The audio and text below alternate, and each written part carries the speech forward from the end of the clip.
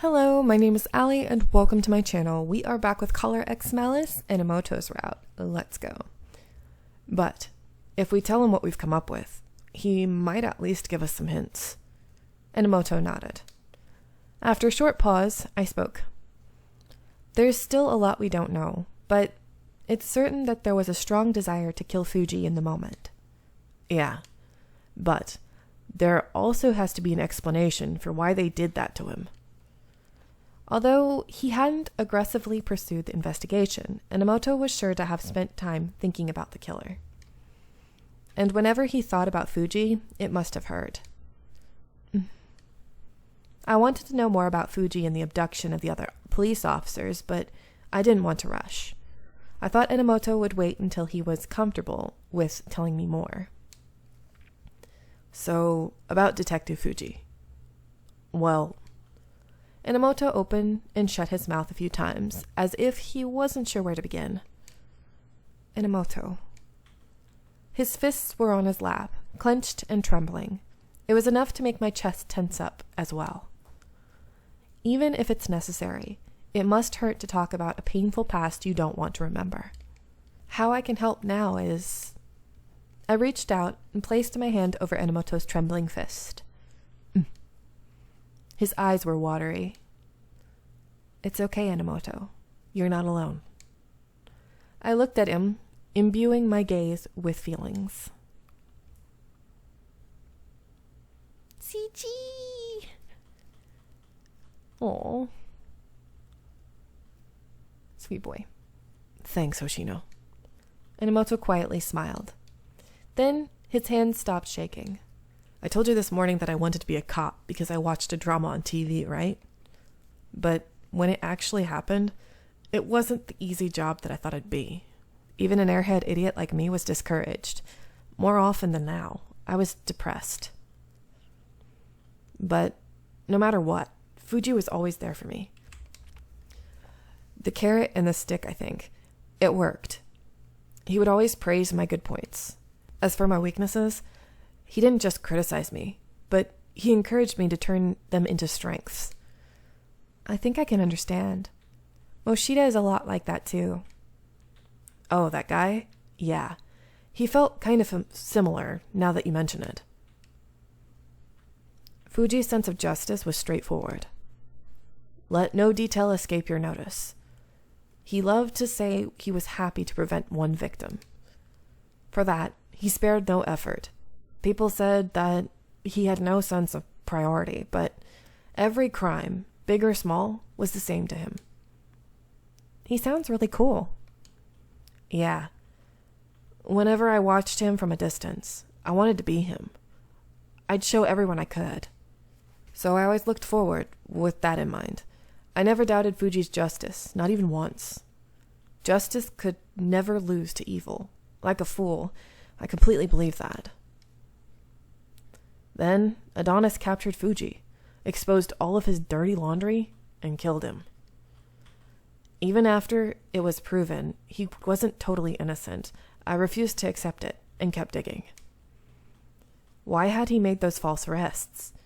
There had to be evidence, and he must have had his reasons, I thought.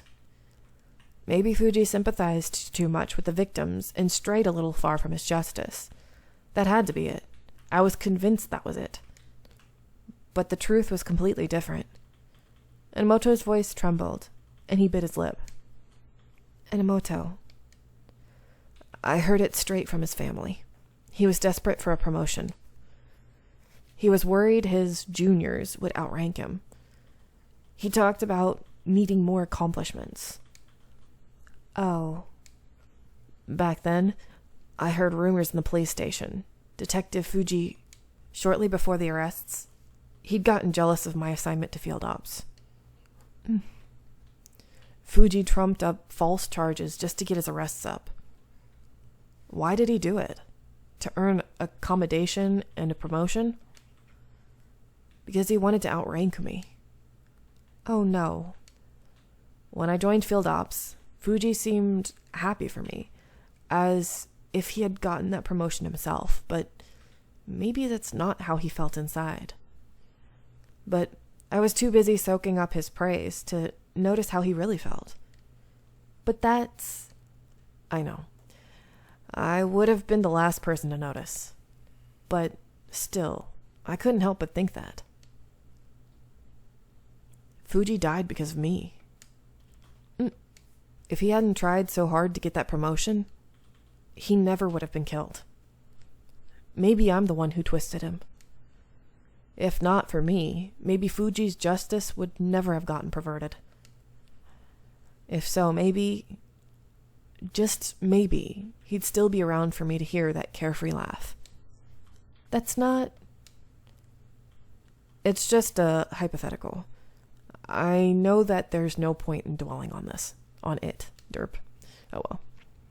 But Enomoto was squeezing my hand hard. He clung to me so tightly that it hurt. But he was the one who was hurting so badly that he wanted to scream in agony. So I looked into his eyes. I would accept all of his words and pain. It was all I could do to help him climb out of his pit of despair. Enomoto looked at me quietly for a while, and then finally let go. Sorry. That must have hurt. No, this is nothing at all. I'm not only here because I wanted to talk about the cases. I don't even really need to be directly involved in the investigation. Your feelings about the murder, the feelings that you keep locked up inside, I'm not entirely sure how much I can help you with those. But I think we can figure it out together. Damn it. I hate how pathetic I feel. Enomoto smiled bitterly, and then his expression hardened. I've always been trapped and terrified by the thought that Fuji died because of me. I was so scared that I couldn't face Fuji or his murder. I was a chicken. I wanted to forget it all and run away. But you didn't run, did you? That's why you're suffering so much now. You live at the office because you want to face the truth, even if it hurts. Yeah. I was shocked to discover the dark side of Fuji that I never knew. But more than that, I couldn't understand why he'd been killed in such a savage manner. Adonis talks about judgment and justice being needed to revive Japan, but... Okay.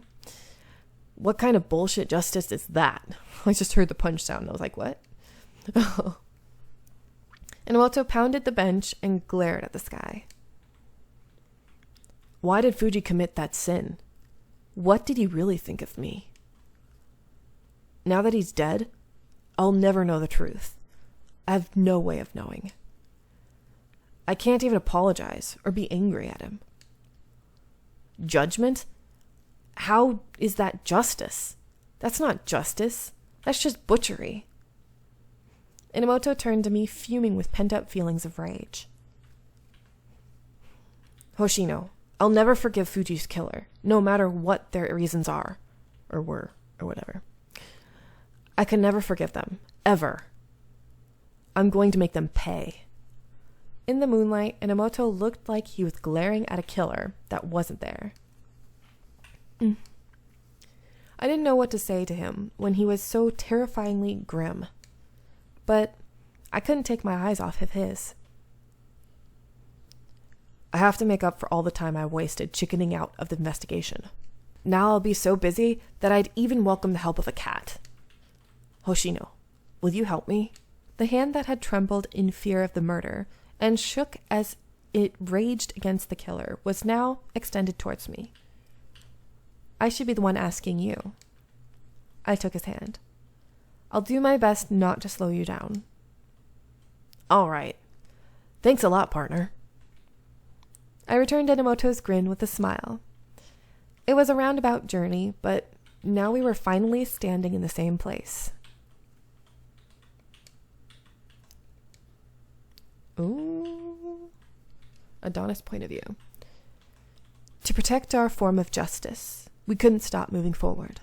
Even if all that waited us at the end of this path was terror, stopping before we reached the end would just create more victims who couldn't be saved. That just wouldn't do. Okay. I'm not sure who this would be. Have no doubt, we will reign in fear itself and show everyone true justice. Due to the fact that I don't know, I'm just going to use a regular voice. Yay! Chapter 4. Nice. I think there's only 4 chapters. There's 4 or 5. I think... December 11th, 4 a.m. Okay, there's 6 chapters. I was way wrong. Okay. Okay, I know who this is. Huh? So this is Kazuki's home? It's so cozy and cute. You're annoying. Why did you follow me here? Oh, why are you all upset? Aren't we buddies? Huh? Kazuki? Half awake, I groggily glanced at my cell phone and saw that it was 4 a.m. He sent me a message saying that he would be staying over at Akito's house. Come on. Hannah's here to cheer you up. Don't ignore me. I never asked you to cheer me up. I'm trying to concentrate, so go away. He's coming home this late. Jeez, that noise. With a girl? This had never happened before. That alone is enough to get me upset. What about your little brother? Is he popular at school? Even grade schoolers have boyfriends nowadays. Maybe my little sister too. Ugh, no. It's too early. She's too young. Big brother won't accept this. I thought Enomoto looked adorable when he was worried about his little sister yesterday. But if Kazuki just brings his girlfriend home out of the blue, of course I'd get nervous. I got up from the bed and hastily ran my fingers through my hair. I have to say hi. No, wait. Isn't it common courtesy to know you shouldn't visit anyone at this hour? I need to reprimand him for this, but I'm sure he'd just get bitter about it. And even so, I couldn't let this slide. Anxious, I headed out to the hallway.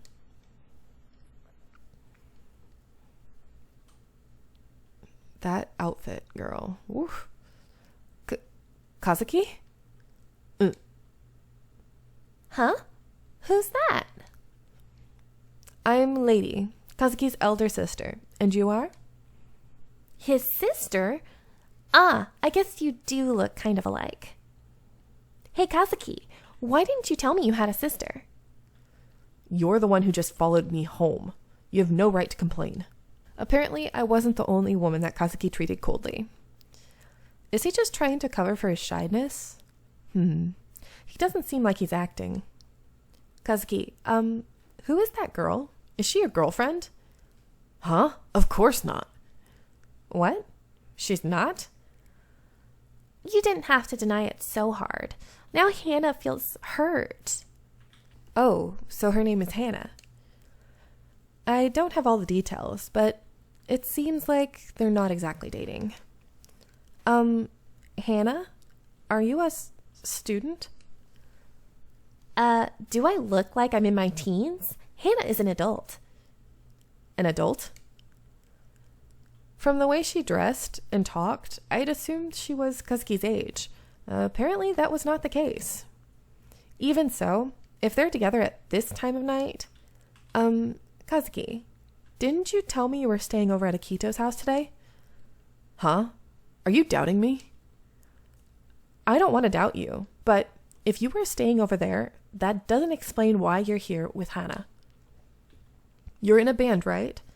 I thought you were practicing earlier. Just shut up. I messaged you that I'm staying out. Yeah, but if you're practicing, I wish you'd tell me without trying to hide it. Did he think I'd complain if he told me the truth? I wanted to tell Kazuki he had my full support in his musical endeavors. So, you two aren't that close, huh? Kazuki, don't be such a pain all the time, and just tell her you're at practice. Today will be your first concert, after all. First concert? You, shut up. How long are you going to linger around anyway? I'm not lingering. I saw that you were totally nervous, so I came here with you to cheer you up. You don't want to mess up your concert, right? Isn't Hannah so nice to you? She drives me nuts. Whatever. Do whatever you want. Kazuki turned his back on Hannah and stormed off to his room. What's with that attitude? So rude. The only ones in the room are Hannah and I. I'm sorry. It seems like you're worried for Kazuki. Oh, don't mention it. Kazuki is always kind of like that. He's such a kid. Huh? No, nothing. So, Kazuki's big sister. You didn't hear anything about the concert? It's kind of weird that her pupils are stars. Interesting. I don't even know all that much about the band that he's in. What? You don't know about the band that Hiro's leading? That's impossible. It's super amazing. You gotta check it out live. When you breathe the same air as him and feel the music in your soul, you can't go back. The tongue. The way she's so comfortable hyping up the band makes it obvious that she's a huge fan. That Hiro she's referring to, that's gotta be Hiro Ishiki, right? He was also marked as a suspect due to Fuji mistakenly arresting him.